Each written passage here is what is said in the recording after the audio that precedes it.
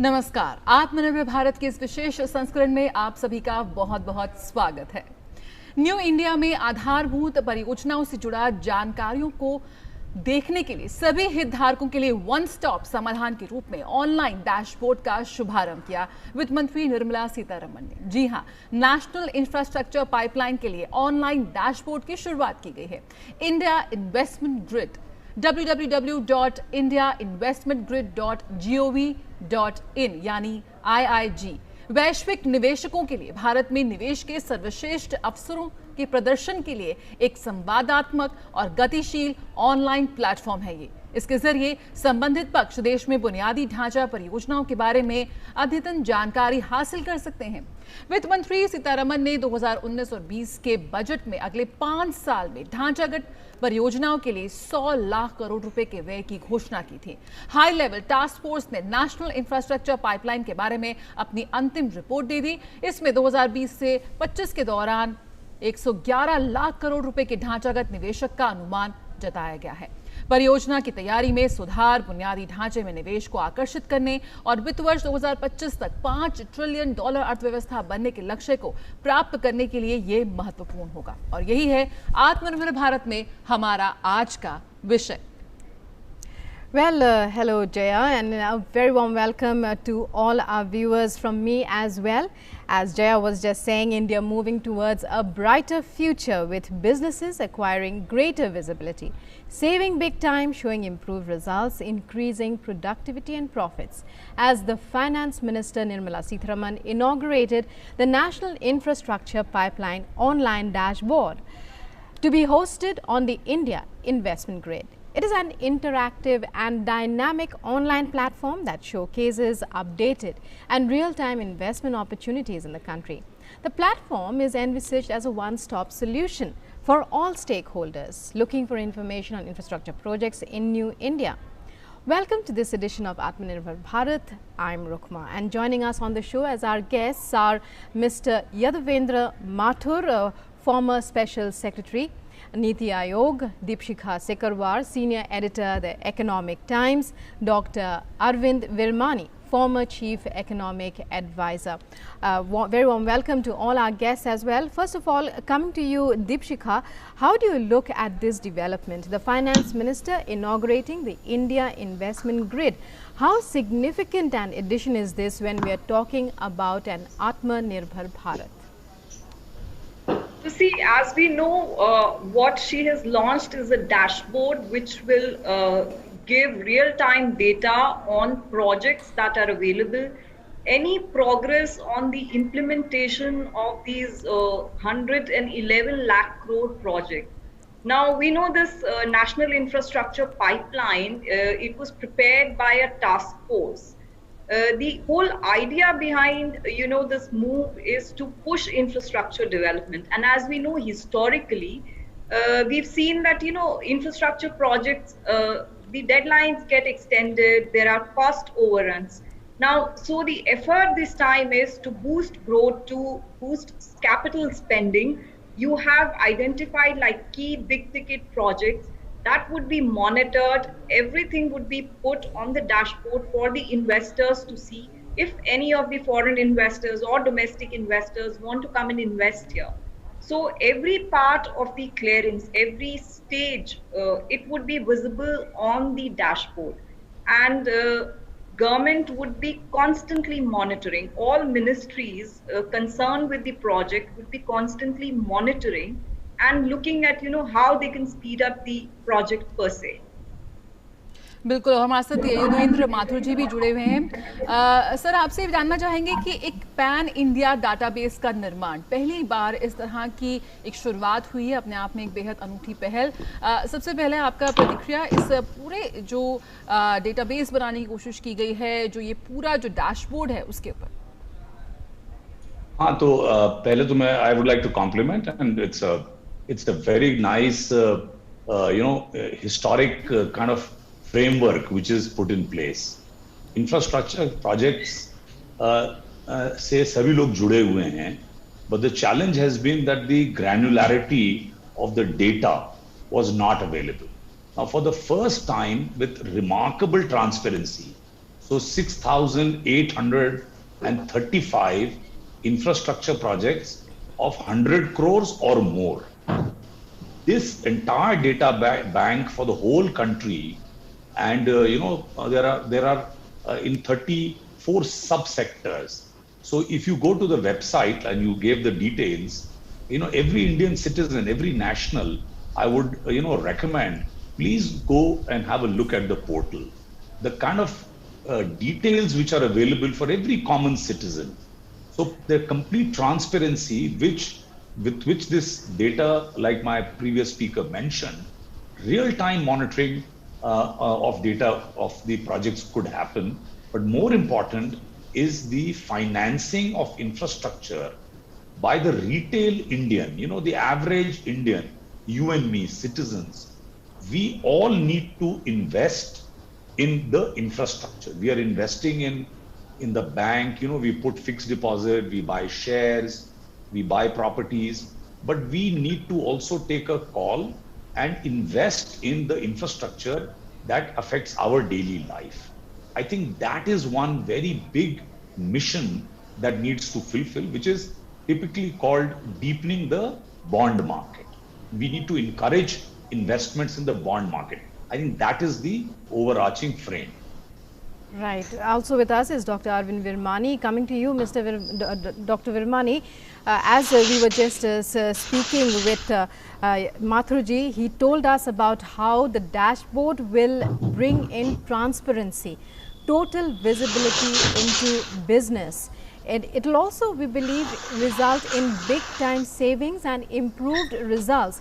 How do you look at this entire development, the introduction of an online dashboard that will contain so much data and will be so easily accessible?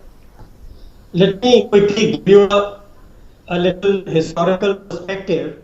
Yeah. I was in Planning Commission and Finance Ministry for decades, and I still remember 3 or 4 reviews which were done on delays in projects, particularly large projects. So we repeatedly did these reviews of delays, had some recommendations, and 10 years later we did the same thing again.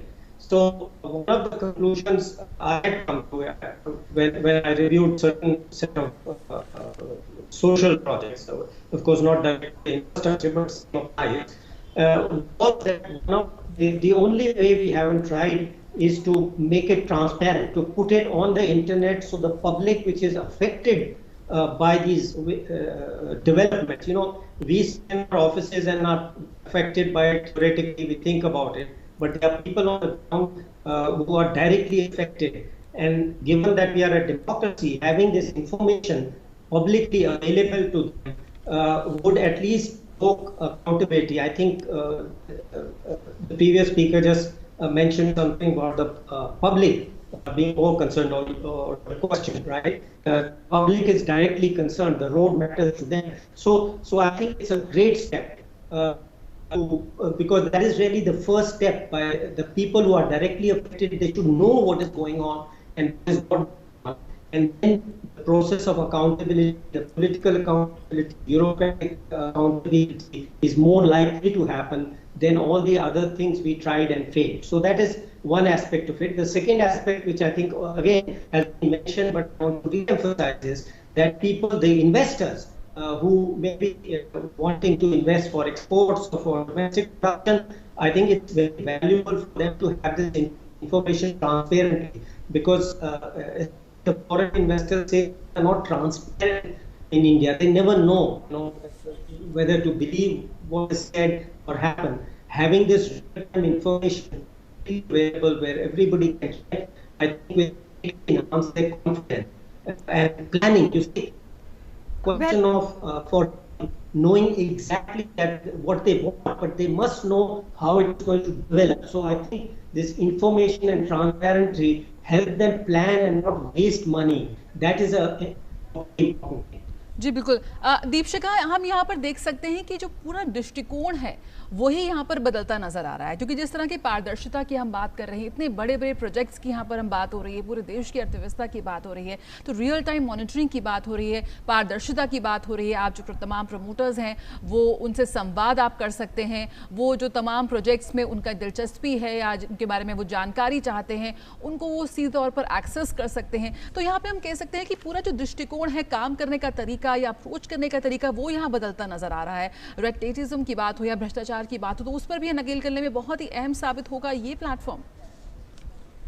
बिल्कुल, आप देखिए कि इसमें जैसा कि मैंने पहले भी कहा था कि जो प्रोजेक्ट्स यहाँ पर हैं इस डैशबोर्ड पर, ये विभिन्न मंत्रालय जो हैं इस पे पूरी अपनी नजर रखेंगे।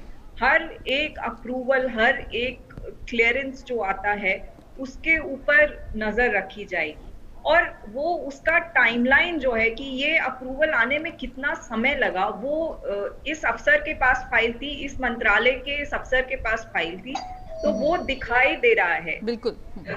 तो ये जो है मतलब ये जो है एक बहुत महत्वपूर्ण कदम है, क्योंकि आपको जो है आधारभूत ढांचे में सबसे ज्यादा इम्पोर्टेंट बात ये थी कि इतने कॉस्ट ओवररन्स होते थे और भ्रष्टाचार इतना ज्यादा था कि फाइल क्लियर करानी है, अप्रूवल करानी है, उसमें बहुत समय लग जाता था।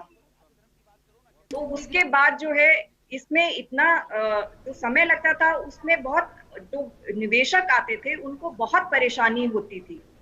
तो इसमें जो है ये डैशबोर्ड रहने से सब कुछ सामने रहेगा। सब कुछ सामने रहने से निवेशकों के लिए एक पारदर्शी एक प्लेटफॉर्म बना हुआ है। हर अप्रूवल जो है वो बिल्कुल आपको दिखाई देगा होता हुआ। Well, Deepshika, coming to you, Mr. Mathur, now from what Deepshika has said about the benefits of the online dashboard, a major flaw that has been witnessed, that analysts have spoken about, reporters have written about, is about projects being launched without adequate ground preparation regarding land requirement and project cost. Can this flaw, can this basic loophole, can it be plugged by a dashboard like this? Yes, so it is obviously not so simple, but we Yes. have to first understand what this information symmetry will bring about. Let's Right. take an example. One of these sectors is, for example, in the dashboard, sports. You know, if you pick up the social infrastructure, you will find and you can drill down into sports. So there are nearly 69 opportunities costing about $1.5 billion, which is about 11,000 crores in these projects. Now, these projects are in Andhra Pradesh. So you can Yes. exactly know that there are about 16, 17 sports projects which are wanting funding in Andhra Pradesh. In Mizoram, for example, there are about 8 projects. Yes. In Madhya Pradesh, Yes. there are 7, 8 projects. West Bengal, Punjab, Uttar Pradesh. You can specifically go to those projects.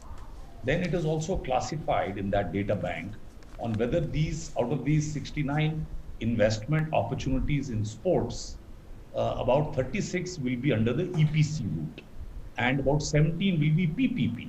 Yes. This is where I wanted to flag public-private partnerships.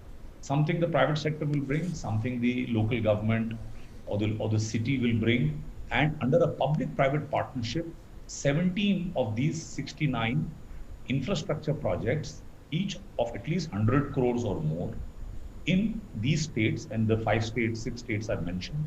So now there is very specific project. Yes. The details are there. You click, you can even find out a concept note, a full approach. So the point is, these will open up the immense opportunities. Somebody sitting in Rajasthan may want to invest in a sports project in Mizoram, in Madhya Pradesh. So I think that is where a nation our size, the kind of investments opportunities which will give you good returns, very handsome returns, but over a slightly longer period of time. So there are wealth funds, there are sovereign funds, companies are saving their employees, pension money. That money should be invested in these long-term projects, which will give you a steady, a firm return over a long period of time. That kind of ecosystem is now ready to be actually put into place. Doctor Virwani, यहाँ पर लगातार जिस तरह से हम चर्चा कर रहे हैं कि आईआईजी हम कह सकते हैं कि भारत में निवेश के गेटवे के रूप में ये अपनी सेवाएं देगा, इस तरह से काम करेगा। किस तरह से आप देखते हैं कि जब हम वैश्विक निवेशकों को भारत आने का न्योता देते हैं, उन्हें भारत में निर्माण करने की बात करते हैं, उन्हें भारत में निवेश करने के लिए हम उन्हें आमंत्रित करते हैं, किस तरह से ये प्लेटफॉर्म एक बहुत ज़बरदस्त, बहुत अहम होगा और बहुत ही उनके लिए मददगार साबित होगा इस तरह के निवेशकों को लुभाने में, उन्हें भारत लाने में? तो पहले the previous speakers emphasized the domestic opportunities, तो मैं international opportunity थोड़ा बताता हूँ। बेसिकली जिसको हम कहते हैं रिस्क कैपिटल और लॉन्ग टर्म कैपिटल, उसकी देश में कमी है, और इंफ्रास्ट्रक्चर के लिए रिस्क कैपिटल और लॉन्ग टर्म कैपिटल चाहिए होता है। तो ये फॉरेन कंट्रीज, चाहे समझिए America, Britain, EU, even Saudi Arabia से अवेलेबल है। तो इसका फायदा होगा कि somebody sitting in न्यूयॉर्क और लंदन और फ्रैंकफर्ट वो देख सकेंगे without coming here at least initially। तो जिसको थोड़ा जनरल इंटरेस्ट था पर वो जाना नहीं चाहता था, ज़्यादा इन्वेस्टिगेट टाइम स्पेंड नहीं करता था, तो उसको एकदम पता लग जाएगा। So that initial interest you now have a much wider audience access to, जो मैंने बोला, रिस्क कैपिटल और लॉन्ग टर्म कैपिटल मार्केट्स। तो that will be definitely expand the competition for these things. And कई चीज़ों में कोई इंटरेस्ट था ही नहीं, तो अगर आप समझिए पहले 100 लोगों को पता था, अब लाख लोगों को पता लग जाए, तो द प्रोबेबिलिटी के somebody will be interested in कोई एक प्रोजेक्ट या दूसरा प्रोजेक्ट वो बहुत बढ़ जाती है। तो definitely I have no doubt that the degree of competition, the degree of interest जो होता है वो सब इससे बढ़ेगा। ऑफ कोर्स ये इनिशियल चीज़ है, तो but we must make sure के जो इनिशियल इंटरेस्ट है इन फर्स्ट ईयर 18 मंथ्स, उसको वो आगे भी बढ़े by making sure that the incentive जो हमने पहले बात की है, incentives, monitoring, pressure on the people who have to clear things etcetera, वो प्रेशर भी बढ़ता जाए ताकि स्पीड ऑफ इम्प्लीमेंटेशन भी बढ़े, जिससे और लोग एक्चुअली आके पैसे अपने टेबल पे डालेंगे, खर्च करेंगे। Right, Dr. Virmani, you spoke about capital investment. A major problem of infrastructure projects in India is recovery of investment. That has been a major problem for many years. What, in your opinion and in your experience, has been the cause of that? And can an online dashboard, as you mentioned, that has so much information, all the data and so on, can that help in resolving such issues? Yeah, so the key thing, the risk which people worry about, I said risk capital is available, long-term capital is available, but they are not used to dealing with what we call regulatory risk, which is government changing its policies and actions adversely after the project has started, after they've invested their money. So I have not seen the details of the dashboard, but I think if the regulatory aspects are clear there and are committed by the government, then I think, and that will also put pressure on the governments not to arbitrarily change these regulations later, and so this risk would be definitely reduced. As I said, I would urge, if it is not already there, these regulatory issues should be put into the projects, the regulations which concern that project, yes, and the state where it concerns that project, and some kind of a commitment of the government of that state, to stand behind those regulations would definitely help. Of course, governments always have under law to change their policies, but making some kind of a commitment on an open platform would probably increase the confidence of foreign investors. Yes.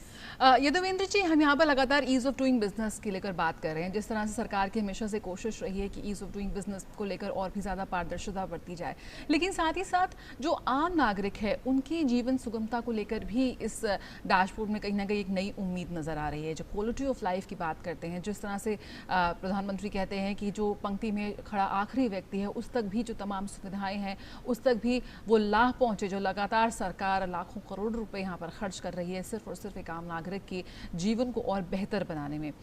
किस तरह से देखते हैं इस तरह की एक नई शुरुआत जो अपने आप में एक अनूठी पहल है, वो उस राह में भी आगे बढ़ती नजर आ रही है? आपने बिल्कुल ठीक कहा कि अंततोगत्वा जो आम नागरिक के जीवन के स्तर में बढ़ोतरी होगी, उसके लिए उसको इंफ्रास्ट्रक्चर की सर्विसेज बहुत एफिशिएंटली प्रोवाइड। वो ये नहीं है कि कोई वो अगर सड़क को यूज कर रहा है तो उससे बहुत ज़्यादा टोल ले लिया जाए है, या वो बिजली का उपयोग कर रहा है तो बिजली बहुत महंगी उसको मिले। तो इंफ्रास्ट्रक्चर से ये बिल्कुल क्लियर है कि एफिशिएंसी आनी पड़ेगी। तो पहले ये माना जाता था कि इंफ्रास्ट्रक्चर क्योंकि सरकार केवल खर्च कर रही है तो सरकार बना तो देगी इंफ्रास्ट्रक्चर, लेकिन उसको लॉन्ग रन में उसको ढंग से मेंटेन या ऑपरेट नहीं कर पाती। तो बड़ा क्लियर डिसीजन गवर्नमेंट के हाईएस्ट लेवल्स पे हो चुका है, वो है जो एसेट्स हैं उसको मोनेटाइज करके और जो उनका बाद में संचालन करना वो प्राइवेट सेक्टर के सहयोग से किया जाए। तो ये जिसको हम लोग बोलते हैं कि इंफ्रास्ट्रक्चर प्रोजेक्ट, जो पहले हमारे स्पीकर बोल रहे थे कि रिस्क कैपिटल, वो जो बातें कर रहे थे, शायद उनको मैं बताना चाहूँगा कि जो रिस्क की नेस है वो प्रोजेक्ट के कंस्ट्रक्शन स्टेज में, अर्ली स्टेज में बहुत रिस्क रहती है। तो अर्ली स्टेज की कंस्ट्रक्शन रिस्क गवर्नमेंट ले ले, चाहे स्टेट गवर्नमेंट हो, चाहे सेंट्रल गवर्नमेंट हो, चाहे म्यूनिसिपल गवर्नमेंट हो, स्मार्ट सिटीज तो थर्ड टियर म्यूनिसिपल गवर्नमेंट्स हो, पंचायत हो। वो एसेट्स को बनाने के बाद जब वो तैयार हो गए तो वो तुरंत ही हमको लंबे समय के लिए प्राइवेट सेक्टर को मैनेज करने के लिए देना चाहिए। तो उसकी भी बड़ी क्लियर पॉलिसी इसमें बन गई है। नीति आयोग, जहाँ पे मैं अभी तक नौकरी करता था, नीति आयोग इस चीज को पूरी तरह से ड्राइव कर रहा है कि जो एसेट्स हमारे तैयार हो चुके हैं और अब उनको प्राइवेट सेक्टर एफिशिएंटली गवर्नमेंट के साथ, जो रेगुलेटरी इश्यूज की बात कर रहे हैं वो होना चाहिए। प्राइवेट सेक्टर कोई बहुत ज्यादा मुनाफा ना कमाए और प्राइवेट सेक्टर बहुत कम मुनाफा भी ना कराए, उसको बिल्कुल रिस्क वेटेड रिटर्न मिले। तो ये फ्रेमवर्क अब रेडी है, डेटा होना चाहिए। ऐसा नहीं है कि किसी ने पुल बना लिया, ब्रिज बना लिया और वो 50 साल तक उस ब्रिज से वो अपना टोल लेता रहे, जबकि उसको ब्रिज के कंस्ट्रक्शन की और पूरे खर्चे उसके पहले 10 साल में ही रिकवर हो गए, तो 40 साल तक वो बहुत मुनाफा कमाएगा, वो भी गलत है। ऐसा भी नहीं है कि कोई ब्रिज बना ले और वो 50 साल तक ब्रेक इवन भी ना करे और वो अपना कैपिटल भी नहीं रिटर्न ले पाए। तो ये जो ट्रेड ऑफ है, ये जो बैलेंस है, इससे आम आदमियों को फायदा होगा, डेफिनेटली फायदा होगा। शुरू में गवर्नमेंट बनाए, बाद में संचालन के लिए प्राइवेट को दें और जो भी उसको यूज करे वो थोड़ा सा वाजिब उसका टोल दे दे ताकि उसको अच्छी सर्विसेज मिलें। वो ईज ऑफ लिविंग जो है वो उसकी कल्पना साकार हो गई। आप देखिए अब गाड़ियों पे टोल गेट्स, वो आपको रुकना नहीं पड़ता, इलेक्ट्रॉनिक टैग्स आ गए हैं।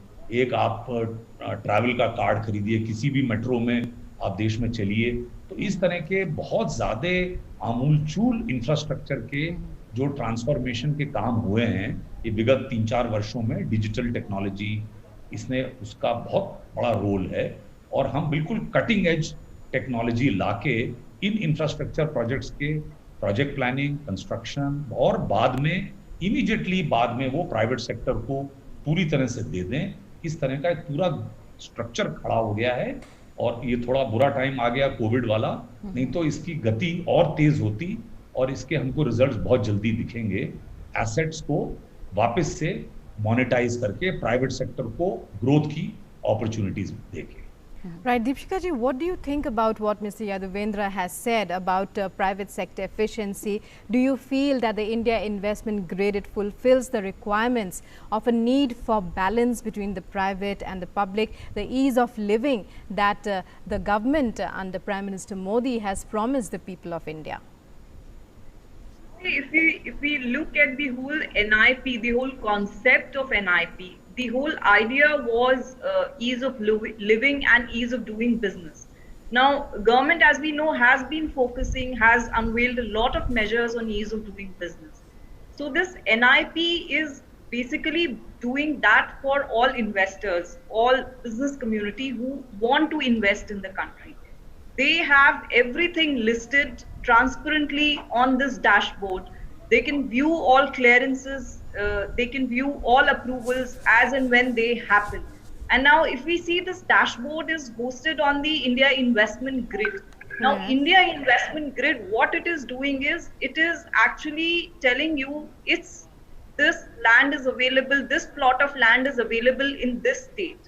The whole idea behind India Investment Grid is to handhold investors till the last mile. So you would be any investor who wants to come to India and invest can actually see, this project is available, or if I want to set up a plant here, this land is available in this particular state, in this particular city, or this particular village.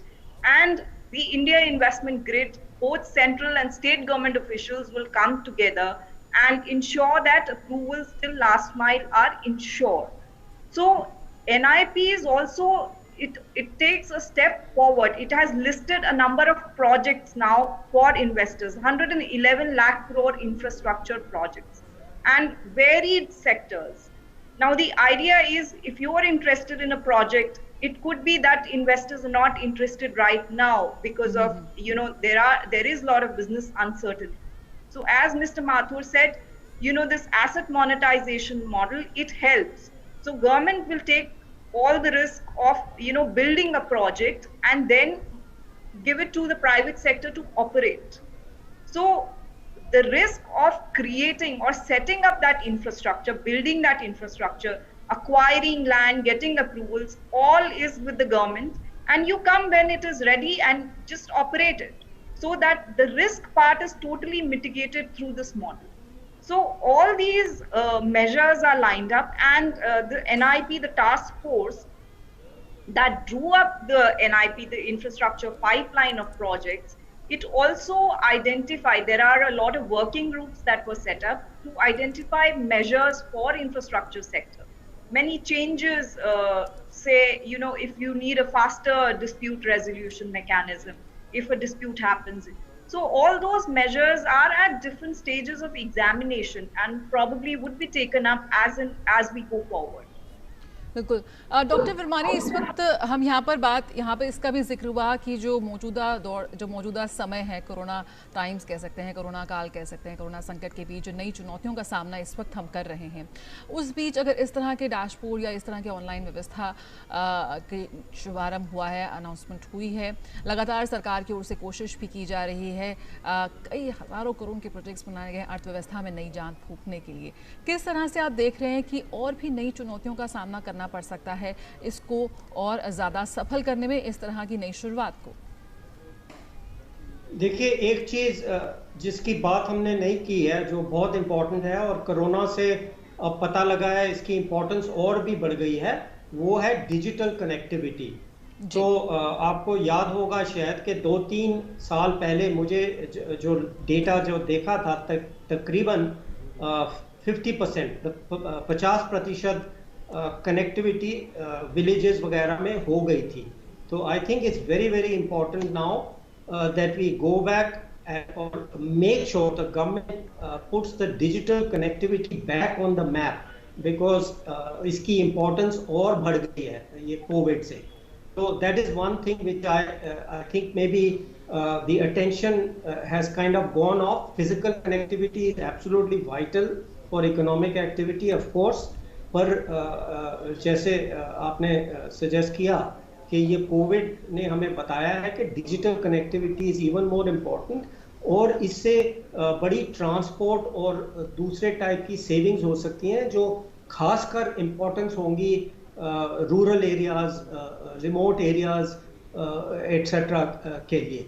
तो एक तो वो चीज़ है, और दूसरा है कि मैंने कई जगह देखा है कि जो हम बना देते हैं इंडस्ट्रियल एस्टेट्स, पर मेंटेनेंस जो जिसका जिक्र किया हुआ है पहले, तो मेंटेनेंस नहीं होती। तो मैं कई पुराने इंडस्ट्रियल एस्टेट से गया हूँ जिनकी एक्टिविटी इतनी खराब हो गई है, सड़कें खराब हो जाती हैं।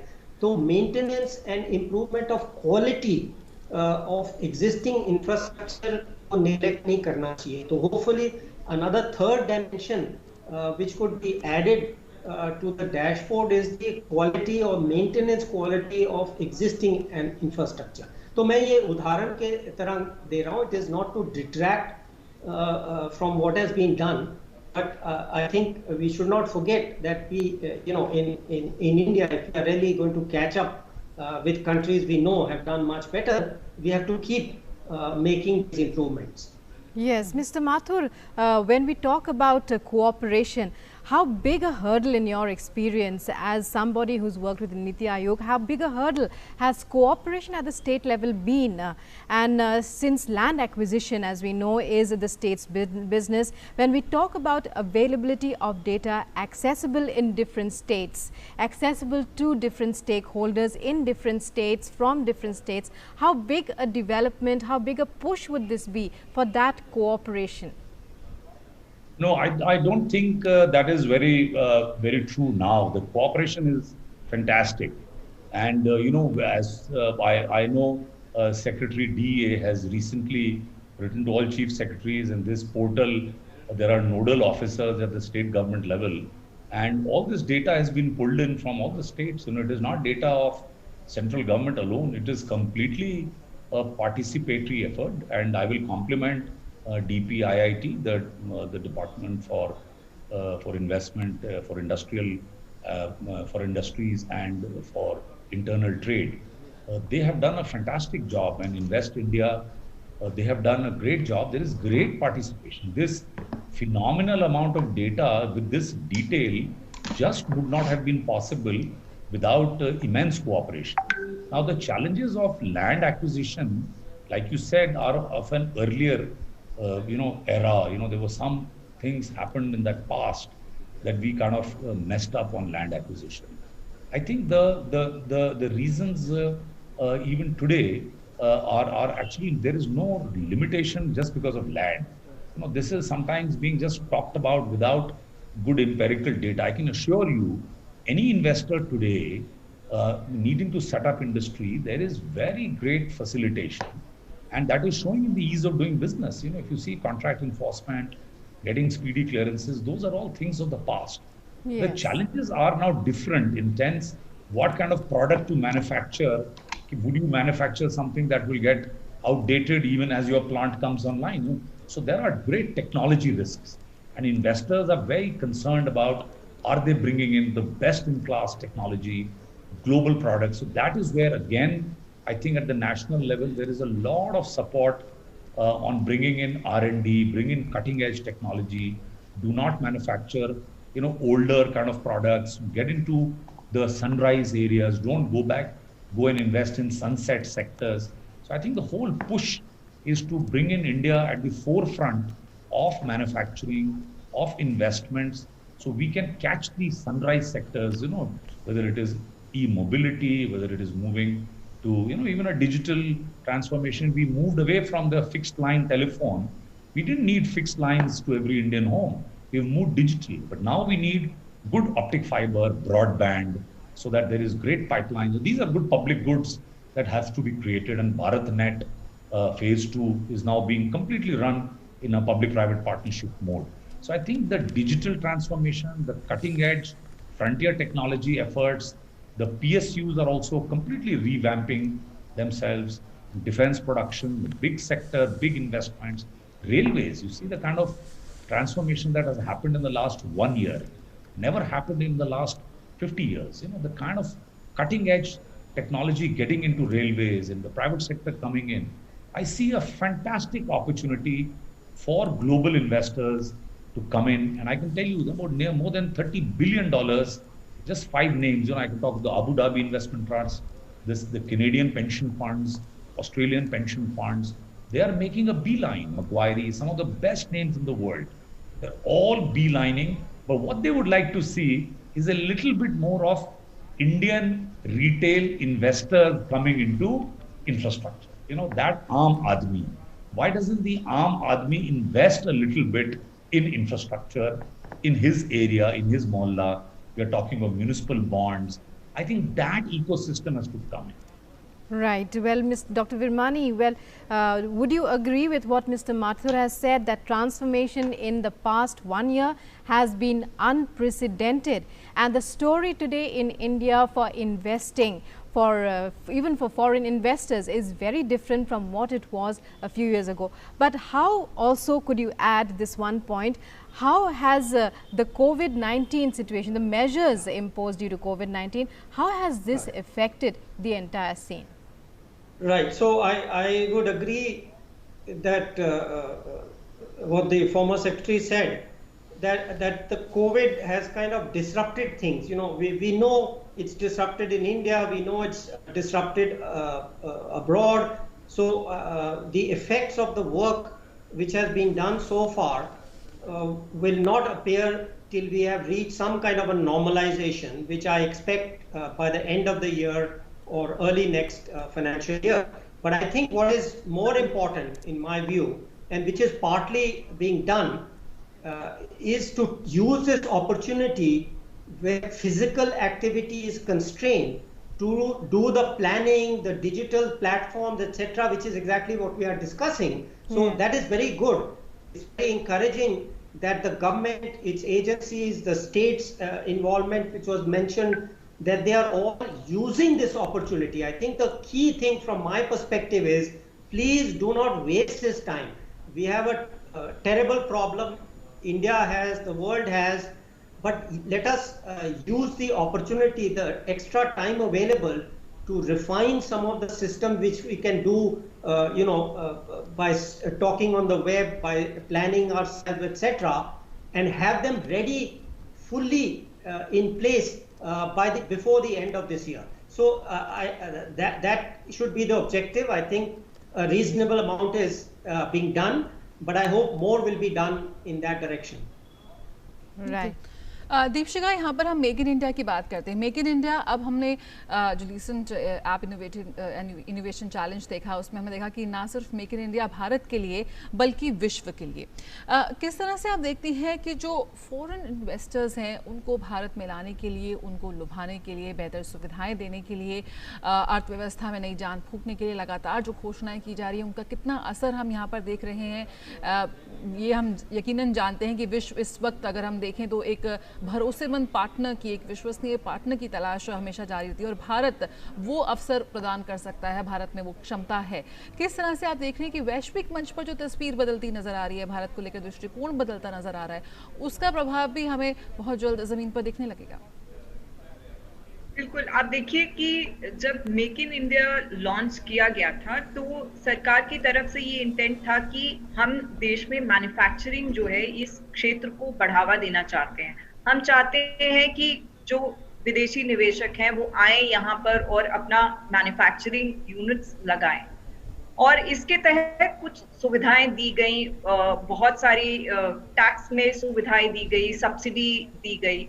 और अगर आप देखें कि पिछले 6 साल का अगर आप समय लेते हैं, तो मोबाइल मैन्युफैक्चरिंग जो है, जो देश में बिल्कुल नहीं थी, अगर उस देखें तो कितने सारे यूनिट्स आए. अब जो है, अगर इसी को स्केल अप करने की कोशिश की जा रही है, क्योंकि ये जो मोबाइल मैन्युफैक्चरिंग हमारे देश में आई, ये ज्यादातर असेंबली थी कि आप बाहर से जो है उसके पार्ट्स आयात करेंगे और यहाँ पे उनको जोड़ करके एक फाइनल प्रोडक्ट, एक फोन या जो भी है वो बना के बेचेंगे इस देश के कस्टमर्स. तो हाल ही में आपने देखा होगा कि फॉक्सट्रॉन जो एप्पल के फोन्स बनाता है, वो अपना एक बहुत बड़ा मैन्युफैक्चरिंग प्लांट यहाँ लगाने जा रहा है. और सरकार की तरफ से बराबर ये कोशिश हो रही है. एक जो प्रोडक्शन लिंक सब्सिडी स्कीम आई है, वो बल्क ड्रग्स के लिए आ रही है, इलेक्ट्रॉनिक्स के लिए ऑलरेडी है, और भी कुछ क्षेत्र हैं जिनके लिए ये एक प्रपोजल जो है वो अभी डिस्कशन स्टेज में है, अभी फाइनल नहीं हुआ है. तो और क्षेत्रों को भी इसमें शामिल किया जाएगा, इस स्कीम को बढ़ाया जाएगा. तो जो एडवांटेज बाकी देशों का है, एशिया में अगर आप देखें, जो चीन के अलावा वियतनाम जो है एक बहुत बड़े मैन्युफैक्चरिंग हब के रूप में उभरा है। तो जो एडवांटेज एक मैन्युफैक्चरर को, एक उत्पादक को उस देश में मिलता है, हम उसे वो सारी सुविधाएं, वो सारे टैक्स बेनिफिट्स और वो कॉस्ट एडवांटेज यहाँ पे उसको देने के लिए तैयार है। और सरकार जो है, सरकार की तरफ से बराबर एक वो ग्लोबल इन्वेस्टर्स को ये बताया जा रहा है कि आप बताइए आपको क्या सुविधा चाहिए, क्या आपकी दिक्कतें हैं, ईज ऑफ डूइंग बिजनेस में आपको क्या दिक्कतें हैं, हम क्या, किन चीजों में हम सुधार कर सकते हैं। तो मैसेज यही है क्लियर कि हम बिजनेस करने के लिए तैयार हैं, आप आइए, आपको जो भी परेशानियां हैं, आपको जो भी दिक्कतें हैं, लास्ट माइल तक हम उसे दूर करेंगे। जो इंडिया इन्वेस्टमेंट ग्रिड है, जिसकी मैंने पहले बात किया था, जिसपे जो नेशनल इंफ्रास्ट्रक्चर पाइपलाइन का डैशबोर्ड होस्ट किया जाएगा, वो एग्जैक्टली यही कर रहा है। क्योंकि इन्वेस्टर जब यहाँ आता था तो उसको लगता था कि मुझे तो अपने अप्रूवल और क्लियरेंस लेने में इतना टाइम लग जाएगा, लैंड एक्वायर करने में इतना टाइम लगेगा।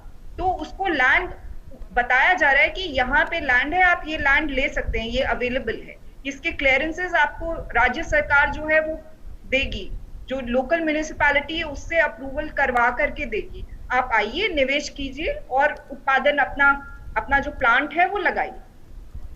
Right, Deepshika. So what you're basically saying, as somebody who's been observing the changes that this sector has been undergoing over the years, over some time, that in the past 1 year, in the past few years maybe, we have seen unprecedented change, as our other guests have also mentioned.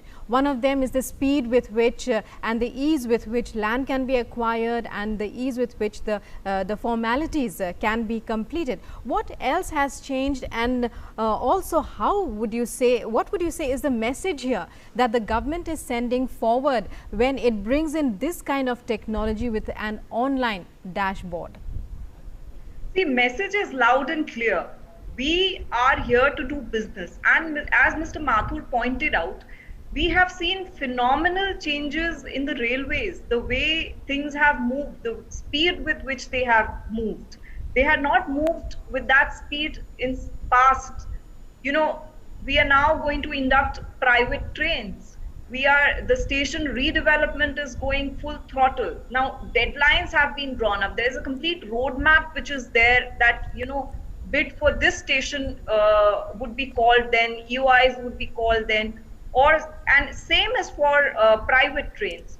So an idea behind the NIP is also that because it is there on the dashboard, so the timeline is very clear. You know, this project has to be completed by say 2025. Yes. Then what is the delay? If there is a delay, then whether it is from the side of the central government or the state government, so why both have been brought on this dashboard, so both can address the issue and resolve it expeditiously. So the idea is, look, we are trying to make that effort. We are trying to ensure that you will get all kind of ease of doing business here. And if there is any problem or any issue that crops up, we are here to address it. And it will be addressed transparently because this dashboard is very public. It's everything is transparently there online for everyone to see.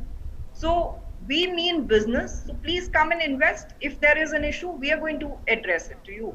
So as an alternative destination for investment, as an alternative destination for manufacturing in Asia, we are offering a very lucrative deal to investors.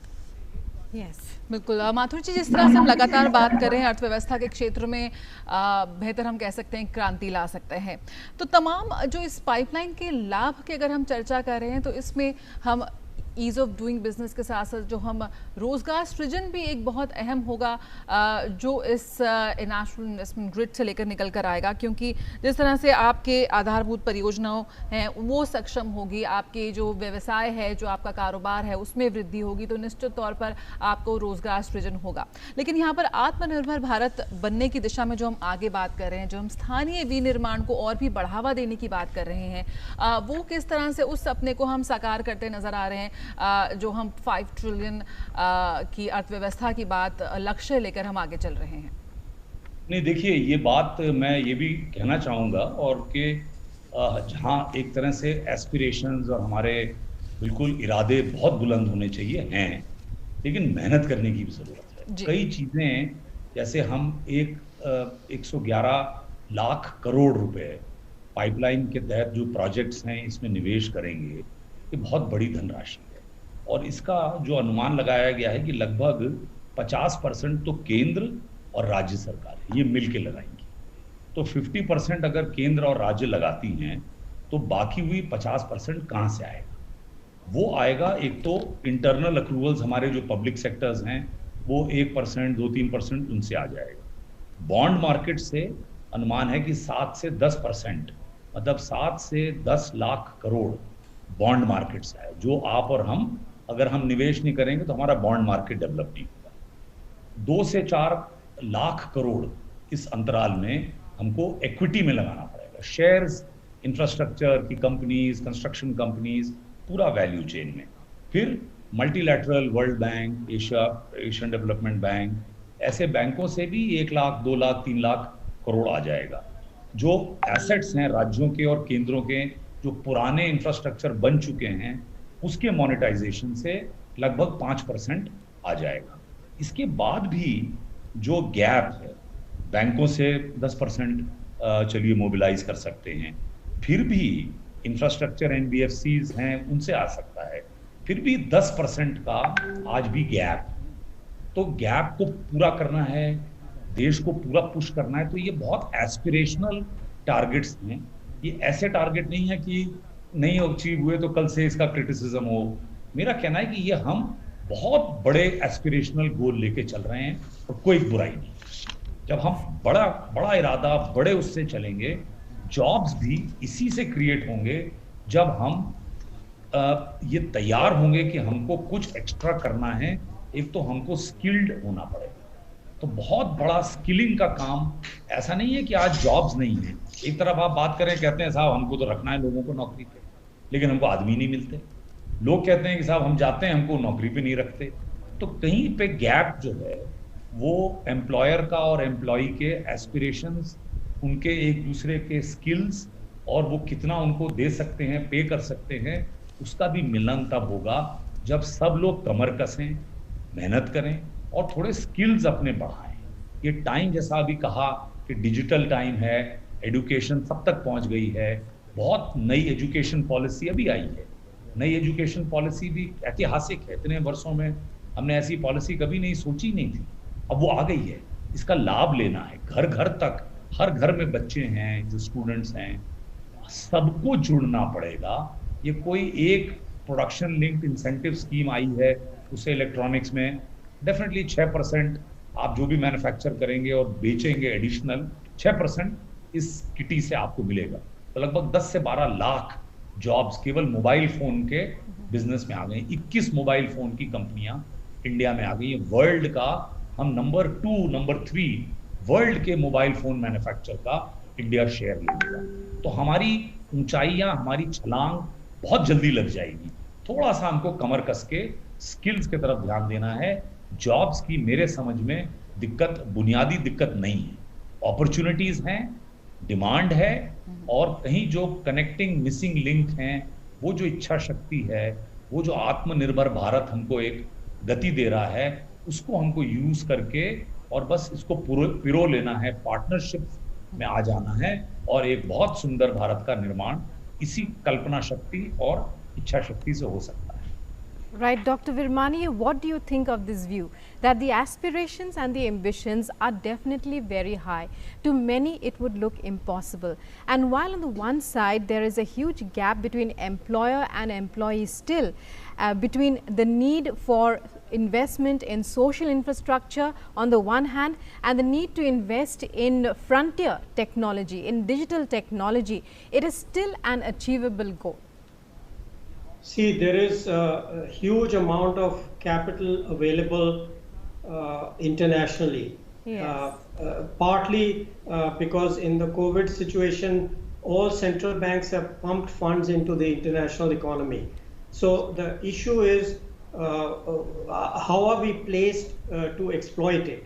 let me mention some of the issues which have come up in the last two speakers' comments and questions. So first is, you asked about Make in India to Atmanirbhar. I think the hopeful sign for investors, domestic and international, is the evolution of policy. So what encourages investors is if the government is seen to listen to problems and try to solve them. So the difficulties and problems or limitations of Make in India, in a sense, have been addressed into this new Atmanirbhar. That is one point. Second is, there is a once in a generation opportunity with respect to supply chains.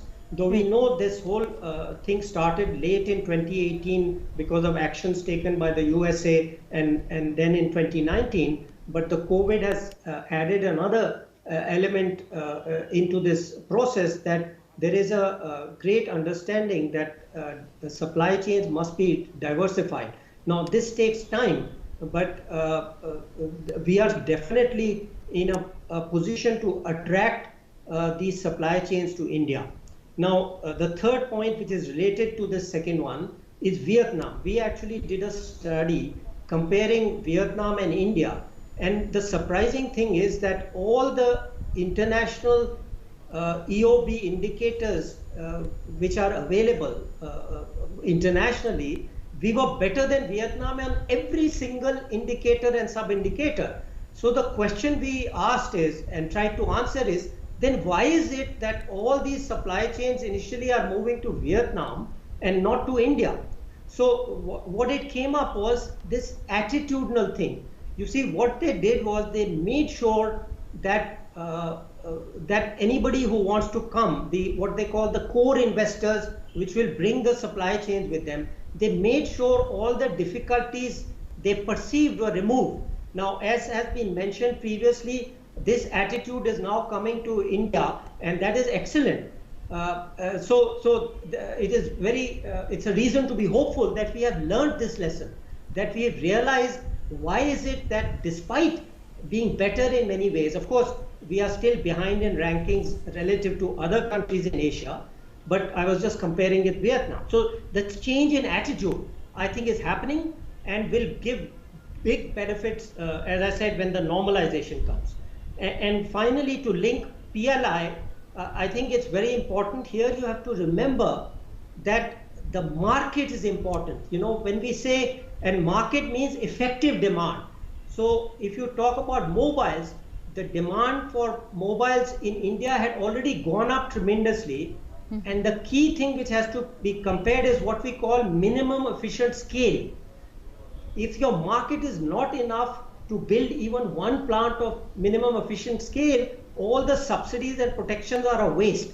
So you must keep this economics in mind. Now, what happened is a case study in mobiles. We had the domestic demand. It doesn't matter whether it's a combination of domestic, but the total demand must be there. Then you can build assembly or whatever it is, and backward integration occurs naturally. If the scale of assembly is there, then all those plants for parts which are less than that scale and are efficient will happen. So this economics must be kept in mind. That is when protections and PLI like subsidies work. You cannot go against the basic economics of competitiveness. So to summarize, I think all these lessons are now being learned. They are being incorporated in our policies. That's the important thing. Just learning and talking about them is not enough. But I think they are now being incorporated in our policies. And therefore, I'm very, very hopeful that as soon as we have some kind of post-COVID normalization, which by the beginning of next year, we will see the results in terms of investment and growth. बिल्कुल, तो हम कह सकते हैं कि अवसरों के संभावनाओं के नए बाजार खुल रहे हैं, लेकिन जिस तरह से माथुर जी ने कहा कि मेहनत बहुत करनी होगी और जो भारत 2024-25 तक 5 ट्रिलियन की अर्थव्यवस्था हासिल करने के लक्ष्य से आगे बढ़ रहा है, उसमें यहाँ पे NIP एक बहुत ही मील का पत्थर साबित होने वाला है। विभिन्न क्षेत्रों में जिस तरह से निवेश की हम बात कर रहे हैं, रोजगार के नए अवसर खुलेंगे, परिणाम उन्मुख निवेश जो है वो यकीनन क्षमता को बढ़ाता है और लगातार हम जो इसका असर है वो हमारी अर्थव्यवस्था पर कई स्तरों पर हम देखेंगे। बहुत बहुत शुक्रिया आप तीनों खास मेहमानों का हमसे जुड़ने के लिए और आत्मनिर्भर भारत के इस विशेष अंक में हमसे चर्चा करने के लिए, इस बेहद इंफ्रास्ट्रक्चर प्रोजेक्ट्स पर, इंफ्रास्ट्रक्चर इन्वेस्टमेंट ग्रिड पर। Thanks for watching. नमस्कार। नमस्कार।